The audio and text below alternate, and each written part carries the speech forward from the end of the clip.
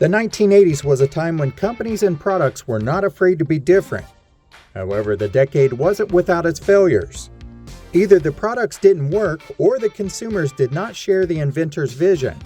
A few of these items were just ahead of their time. In this video, we will have a look back at some of the 1980s products that failed. Goldwing doors are ridiculously cool looking, and most people thought that every car in the future would have these. Part of this may be because of the DeLorean and the movie Back to the Future. However, people today are still opening their doors outwards rather than upwards. These were fun to dream about, but in reality, there is the possibility of being trapped inside the car in the event of a rollover. Long before AirPods were ever invented, motorcyclists had another option to have tunes while riding.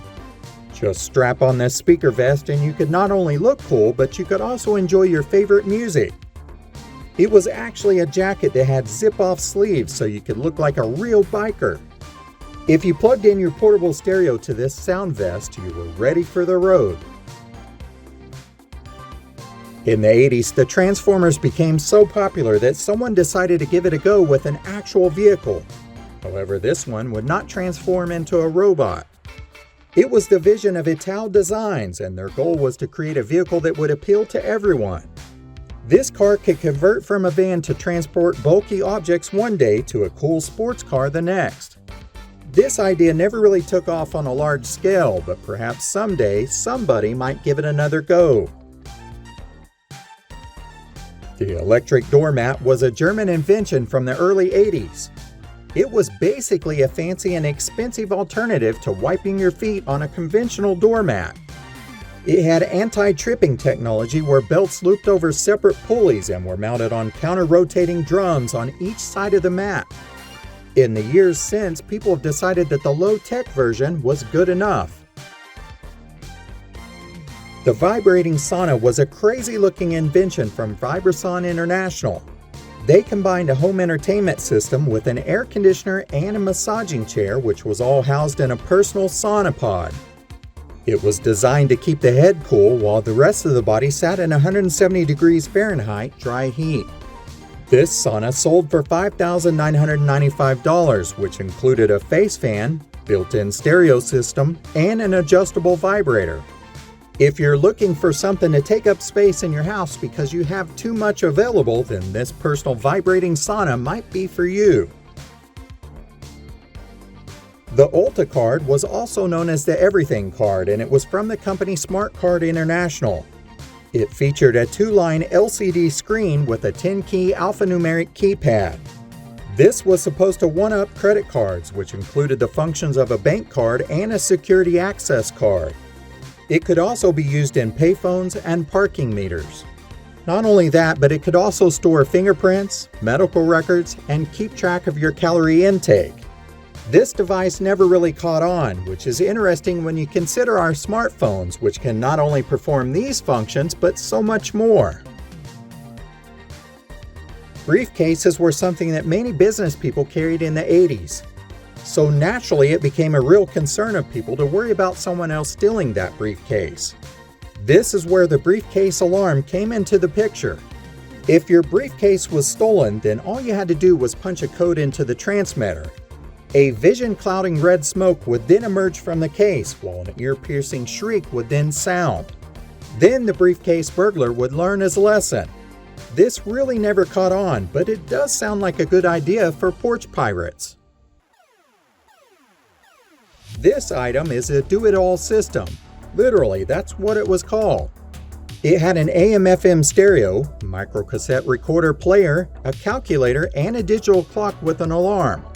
The best part about it was how it could fit into the palm of your hand. People were never ready for this one, but look where we are today with smartphones. They can do so much more. If you were around in the 80s, then you may recall seeing a dome home here and there. They were pretty strange looking and not all that popular. Monterey Domes in Riverside, California claimed in 1981 that they were the world's most energy efficient home. They were supposed to be the home of the future with rigid foam insulation and solar heating systems. They also required less building materials to construct when compared to an average home. However, this futuristic home could never overcome its strange appearance. The Private Eye from Reflection Technology was a video monitor that was packed into a tiny 1-inch screen. However, its image was comparable to a 12-inch display. Many users complained that this headset would make them feel nauseous and it wasn't worth the expense. You may remember something similar coming out in 2014 called Google Glasses. Both of these items were flops. When Atari came onto the scene in the 1970s, it became something that every kid wanted. By the early 80s, it took the world by storm. Atari decided to capitalize on that success by offering the CX77 Touch tablet. It sounds really cool, but really you could only make very basic shapes, and it wasn't easy to save or transfer these shapes so that others could enjoy your shape-making skills. This device had sales that were not all that great, and it died a quiet death. In 1982, Kodak introduced the disc film and a series of disc cameras, including the Kodak Disc 4000. Each film disc contained 15 negatives, and it made carrying the camera a lot easier than the traditional cameras. However, the negatives were too small, which meant the photo quality was not only bad, it was super bad. In 1988, they stopped producing the cameras, but they still manufactured the film until 1999. The Fisher-Price PXL 2000 was produced in 1987 and 1988. The home video revolution was in full swing by this time, but Fisher-Price wanted to offer something for kids. This camcorder used blank audio cassettes rather than VHS videotapes. It recorded low-resolution audio and video in a black and white pixelated image. The price on this gem was $180, which was about twice the amount of a Nintendo Entertainment System at the time. Fisher-Price sold less than 500,000 units, but they have since become collector's items, and you can even still see videos of them on YouTube.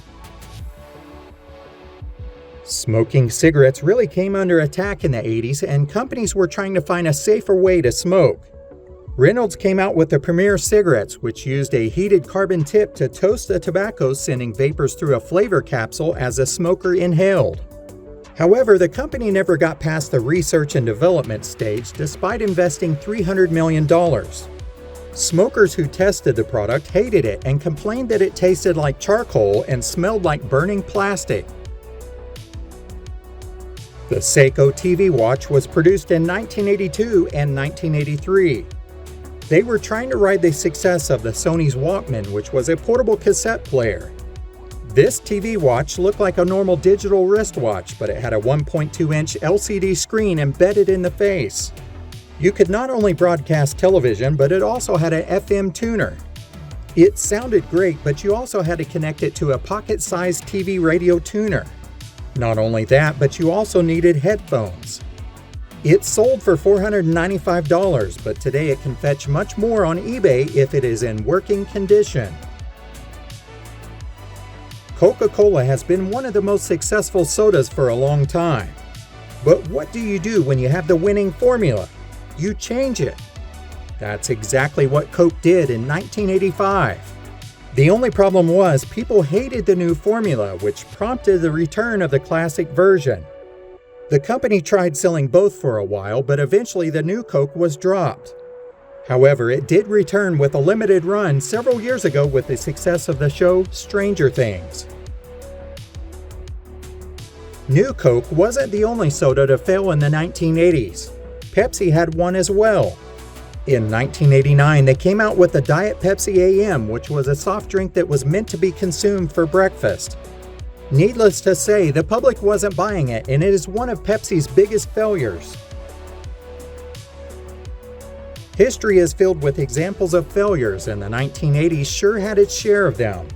Regardless of why they failed, it is still interesting to look back and remember them. Can you think of any others that we missed?